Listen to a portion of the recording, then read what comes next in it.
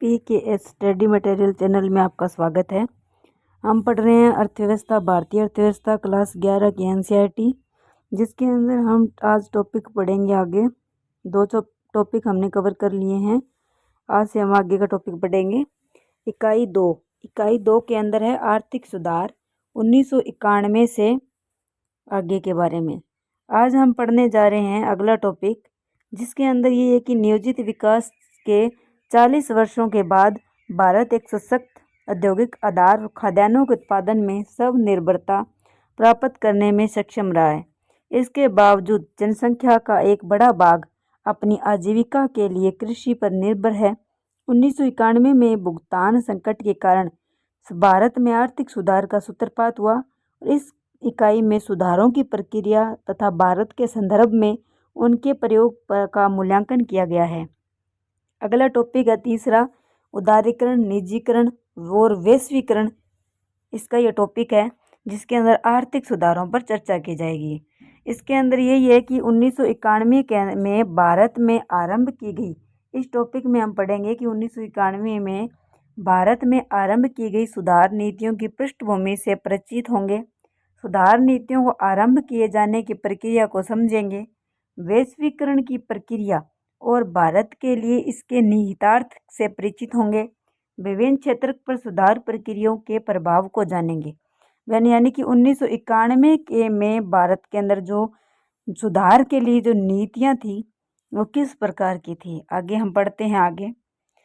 इसके अंदर एक कहा गया है, आज के विश्व में आप सहमति हैं कि केवल आर्थिक विकास ही सब कुछ नहीं है तथा सकल घरेलू उत्पाद ही समाज की प्रगति का एकमात्र अनिवार्य सूचक नहीं है। ठीक है, ये बात किसने कही थी? KR नारायणन ने बोला था कि सकल घरेलू उत्पाद समाज की प्रगति का एकमात्र अनिवार्य सूचक नहीं है। परिचय, आपने पिछले अध्याय में पढ़ा है कि स्वतंत्रता के बाद भारत ने मिश्रित अर्थव्यवस्था के ढांचे को अपनाया।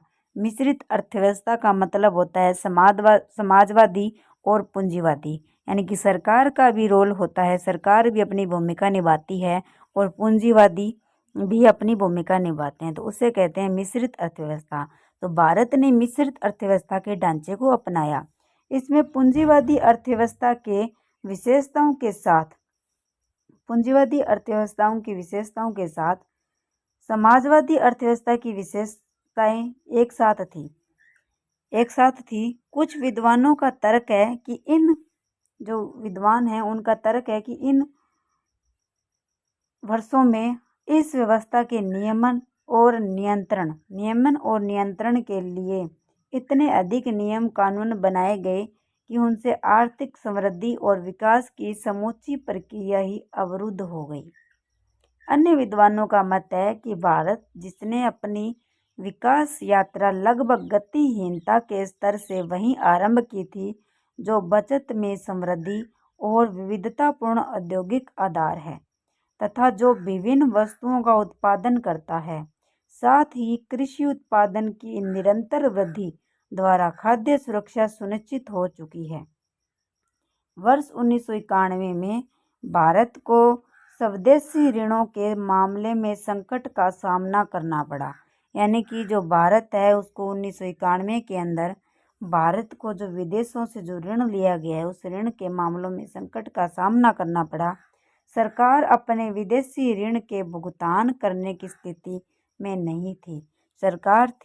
वो भुगतान करने की स्थिति में नहीं थी।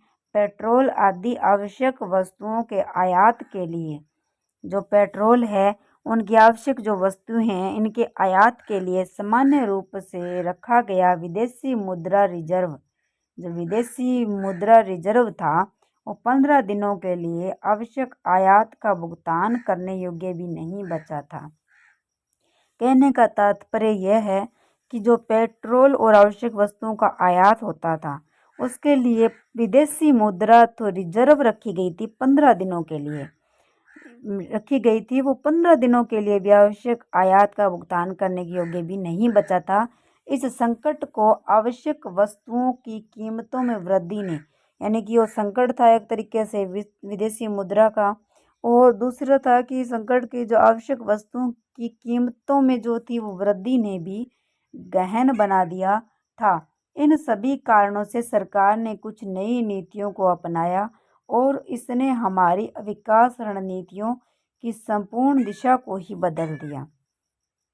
यानी कि ये था वही नीतियाँ थी, सरकार की कुछ नई नीतियों को अपनाया था और ये हमारे विकास की रणनीतियों की संपूर्ण दिशा को ही बदल दिया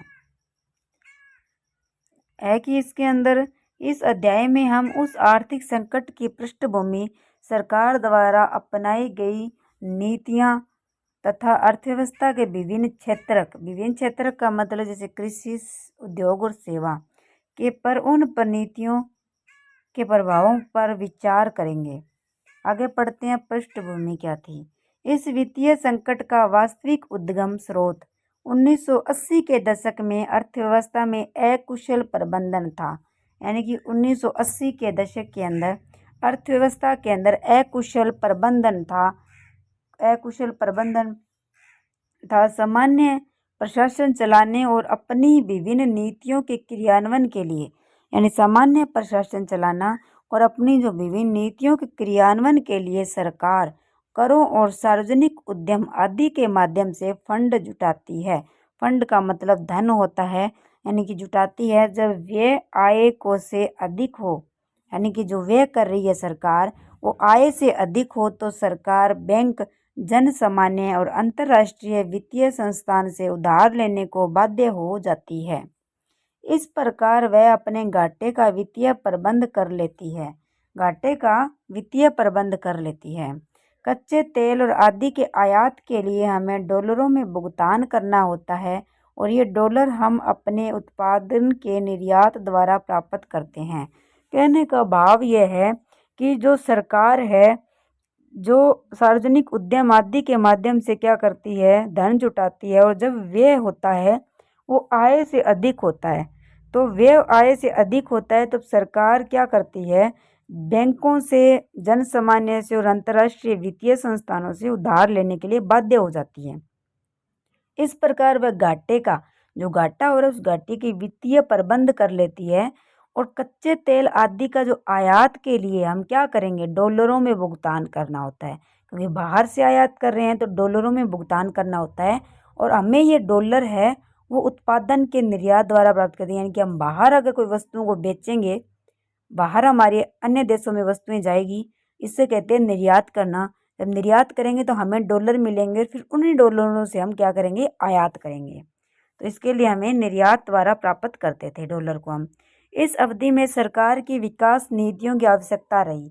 इसके लिए हमें क्या रही कि जो सरकार की विकास नीतियों की आवश्यकता रही, क्योंकि राजस्व कम होने पर भी बेरोजगारी, गरीबी और जनसंख्या विस्फोट के कारण सरकार को अपने राजस्व से अधिक खर्च करना पड़ा। क्योंकि क्या था, बेरोजगारी थी, गरीबी थी, जनसंख्या का विस्फोट था, इसी कारण से राजस्व से अधिक खर्च करना पड़ा। और यही नहीं, सरकार द्वारा चलाए जा रहे कार्यक्रमों पर होने वाले व्यय के कारण अतिरिक्त राजस्व की प्राप्ति भी नहीं हुई। जब सरकार को प्रतिरक्षा और सामाजिक क्षेत्रों पर अपने संसाधनों का एक बड़ा अंश खर्च करना पड़ रहा था। प्रतिरक्षा का है जैसे सेवा वगैरह करते हैं, आर्मी और सामाजिक सेवा, तो उसके ऊपर संसाधनों का एक बड़ा अंश खर्च करना पड़ा रहा था और यह स्पष्ट था कि उन क्षेत्रों से किसी शीघ्र प्रतिफल की संभावना नहीं थी। शीघ्र यानी उन पर हम खर्च करें तो इसका स्पष्ट यह था कि उन क्षेत्रों से किसी शीघ्र प्रतिफल की संभावना नहीं थी।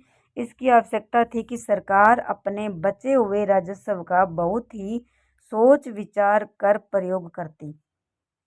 बढ़ते हुए खर्चों की पूर्ति के लिए सार्वजनिक उद्यमों से भी अधिक आय अर्जित नहीं हो पा रही थी।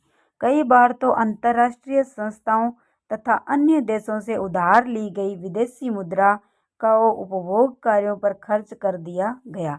यानी कई बार अंतर्राष्ट्रीय संस्थानों तथा अन्य देशों से उधार ली गई विदेशी मुद्रा को भी उपभोग कार्यों पर खर्च कर दिया गया।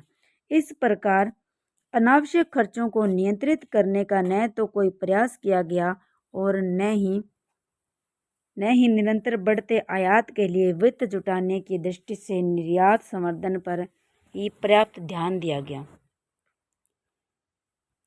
1980 के दशक के अंत तक सरकार का व्यय उसके राजस्व से इतना अधिक हो गया। राजस्व जितना सरकार को मिलता है उससे व्यय था वो 1980 के दशक के अंत तक अधिक हो गया कि ऋण के द्वारा व्यय धारण क्षमता से अधिक माना जाने लगा। यानी जो ऋण लिया जाता था सरकार के द्वारा, उस ऋण के द्वारा व्यय किया जा रहा था उस धारण क्षमता से अधिक माना जाने लगा, क्योंकि उन्हें राजस्व था वो कम मिल रहा था। इसके अनेक आवश्यक वस्तुओं की कीमतें तेजी से बढ़ने लगी। यानी कि जो जो वस्तुएं आवश्यक थी उनकी कीमतें थी वो तेजी से बढ़ने लगी। आयात की वृद्धि इतनी तीव्र रही, जो आयात करने की वृद्धि है वो इतनी तीव्र रही कि निर्यात की समृद्धि से कोई तालमेल नहीं हो पा रहा था। निर्यात की जो समृद्धि है उससे कोई तालमेल नहीं हो पा रहा था। जैसे कि हमने पहले भी कहा है कि विदेशी मुद्रा के सुरक्षित भंडार, विदेशी मुद्रा है उसके जो सुरक्षित भंडार इतने क्षीण हो गए, यानी इतने कम हो गए, इतने क्षीण हो गए कि देश की 2 सप्ताह की आयात आवश्यकताओं को भी पूरा नहीं कर पाते थे। अंतर्राष्ट्रीय उधारदाताओं की ब्याज चुकाने के लिए भारत सरकार के पास पर्याप्त विदेशी मुद्रा नहीं बची थी। कहने का यही है कि जो आवश्यक वस्तुएं खरीदती थी सरकार, उसके लिए विदेशी मुद्रा भी उनके पास नहीं, क्षीण भंडार थे वो समाप्त हो गए, क्षीण हो गए, कम हो गए। तो देश को 2 सप्ताह के अंदर आयात आवश्यकताओं की पूर्ति भी पूरा नहीं कर पाते थे। और अंतर्राष्ट्रीय उधारदाता हैं उनकी भी ब्याज चुकाने के लिए भारत सरकार के पास पर्याप्त विदेशी मुद्रा नहीं बची थी। इतना ही नहीं, कोई देश या अंतर्राष्ट्रीय निवेशक भी भारत में निवेश नहीं करना चाहता था। क्यों? क्योंकि भारत में विकास नहीं हो पा रहा था, उद्योग वगैरह में निवेश नहीं कर रहा था। उस स्थिति में भारत ने अंतर्राष्ट्रीय, यानी कि उस स्थिति में क्या किया कि भारत ने अंतर्राष्ट्रीय पुनर्निर्माण और विकास बैंक IBRD का पूरा नाम क्या है? तो अंतर्राष्ट्रीय पुनर्निर्माण और विकास बैंक, जिसे सामान्यतः क्या कहा जाता है, विश्व बैंक के नाम से जाना जाता है, और अंतर्राष्ट्रीय मुद्रा कोष का दरवाजा खटखटाया।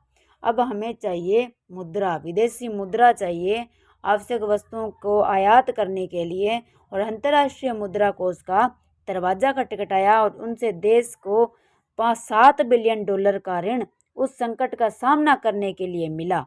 किंतु उस ऋण को पाने के लिए इन संस्थाओं ने भारत सरकार के लिए कुछ शर्तें लगाई। उन्होंने क्या कहा कि अगर आपको क्या चाहिए, $7 बिलियन चाहिए, ऋण चाहिए, तो इसके लिए ऋण पाना है आपको, तो इन संस्थाओं ने भारत सरकार के लिए कुछ शर्तें लगाई। शर्तों के अंदर ये था कि जैसे सरकार है वो उदारीकरण करेगी, निजी क्षेत्र में लगे प्रतिबंधों को हटाएगी। उदारीकरण का मतलब होता है सरल बनाना। उदारीकरण का है कि कोई मतलब है उदारीकरण कोई भी लगा हुआ है, सरल बना देना है उसे, कानून वगैरह को, यानी कि जो भी नियम बनाए गए हैं उनके सरल बना देना। तो उनके लिए सरकार क्या करेगी? उदारीकरण करेगी। निजी क्षेत्र पर लगे गए जो प्रतिबंध है उनको हटाएगी, निजी क्षेत्र है उन पर लगे गए जो प्रतिबंध है उनको हटाएगी, तथा अनेक क्षेत्रों में सरकारी हस्तक्षेप कम करेगी। साथ ही अपेक्षा की गई कि भारत सरकार अन्य देशों के बीच व्यापार और प्रतिबंध लगाए गए हैं वो हटाएंगे। इसके अंदर क्या है कि जो सरकार है वो उदारीकरण करेगी, निजी क्षेत्र पर लगे प्रतिबंध को हटाएगी और अनेक क्षेत्रों में सरकारी हस्तक्षेप क्या करेगी? कम कर देगी।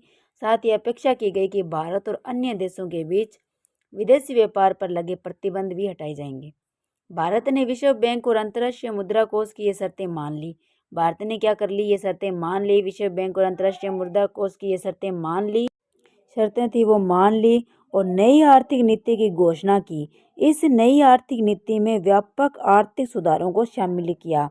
नई आर्थिक नीति है, इनके अंदर व्यापक आर्थिक सुधारों को सम्मिलित किया और इन समस्त नीतियों का उद्देश्य अर्थव्यवस्था में अधिक स्पर्धापूर्ण व्यावसायिक वातावरण की रचना करना और फर्मों के व्यापार में प्रवेश करने तथा उनकी समृद्धि में आने वाली बाधाओं को क्या करना? दूर करना।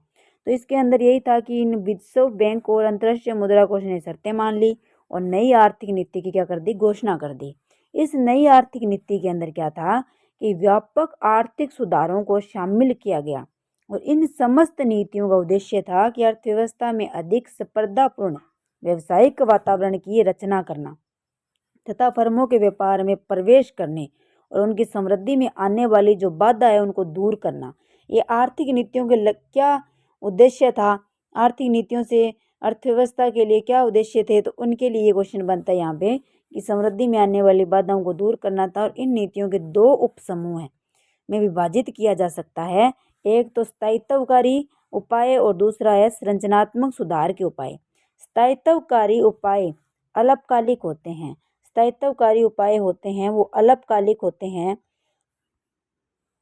स्थायित्वकारी उपाय अल्पकालिक होते हैं जिसके अंदर जिसके अंदर क्या था कि अल्पकालिक होते हैं जिनका उद्देश्य भुगतान संतुलन में आ गई कुछ त्रुटियों को दूर करना, यानी कि भुगतान जो संतुलन है उनमें आ गई हैं कुछ त्रुटियों को दूर करना और मुद्रास्फीति का नियंत्रण करना। अब मुद्रास्फीति से क्या आशय है, तो मुद्रास्फीति का मतलब है महंगाई जब जैसे बढ़ जाती है तो उसे कहते हैं मुद्रास्फीति। जब महंगाई बढ़ जाती है तो उसे कहते हैं मुद्रास्फीति। तो उस किसी वस्तु की कीमतें बढ़ जाती है तो उसे मुद्रास्फीति कहा जाता है। तो जैसे किसी वस्तु की कीमतें बढ़ गई है तो उनको नियंत्रण करना, तो ये मुद्रास्फीति को नियंत्रण करना। और सरल शब्दों में इसका अर्थ है कि पर्याप्त विदेशी जो मुद्रा भंडार बनाए रखने और बढ़ी हुई कीमतों पर अंकुश रखने की आवश्यकता थी। दूसरी ओर संरचनात्मक सुधार, संरचनात्मक सुधार से आशय है कि वे दीर्घकालिक उपाय हैं जिनका उद्देश्य अर्थव्यवस्था की कुशलता को सुधारना, जो अर्थव्यवस्था है उनकी कुशलता को सुधारना तथा अर्थव्यवस्था के विभिन्न जो क्षेत्र को अनियमितताओं को दूर कर भारत को अंतर्राष्ट्रीय स्पर्धा क्षमता को समृद्धित करना है। इस दृष्टि से सरकार ने अनेक नीतियां प्रारंभ की। इनके 3 उपवर्ग हैं, उदारीकरण, निजीकरण और वैश्वीकरण। इसमें क्या था कि जो उद्देश्य अर्थव्यवस्था की कुशलता को सुधारना था, जो अर्थव्यवस्था है उसकी कुशलता को सुधारना और अर्थव्यवस्था के जो विभिन्न क्षेत्रक हैं उनकी अनियमितताओं को दूर करके भारत को अंतर्राष्ट्रीय स्पर्धा, यानी अंतर्राष्ट्रीय से हम क्या कर सकें, स्पर्धा कर सकें, उनकी क्षमता को समृद्धित करना है। और इस दृष्टि से सरकार ने क्या किया, अनेक नीतियां प्रारंभ की। और इसके क्या वर्ग हैं, 3 उपवर्ग हैं, जैसे उदारीकरण, निजीकरण और वैश्वीकरण। तो ये हम पढ़ेंगे अगली क्लास के अंदर। और आपको ये चैप्टर अगर अच्छे लग रहे हैं, मतलब समझ में आ रहे हैं, तो आप कमेंट करके ज़रूर बताएं। आपको अगर कुछ आगे मतलब कंटिन्यू रखें, ये भी आप कमेंट में ज़रूर बताएं। वैसे तो कंटिन्यू रखेंगे हम अपनी क्लास को आगे भी। तो थैंक यू, धन्यवाद। आप चैनल को सब्सक्राइब कर लें, लाइक करें, शेयर करें। धन्यवाद।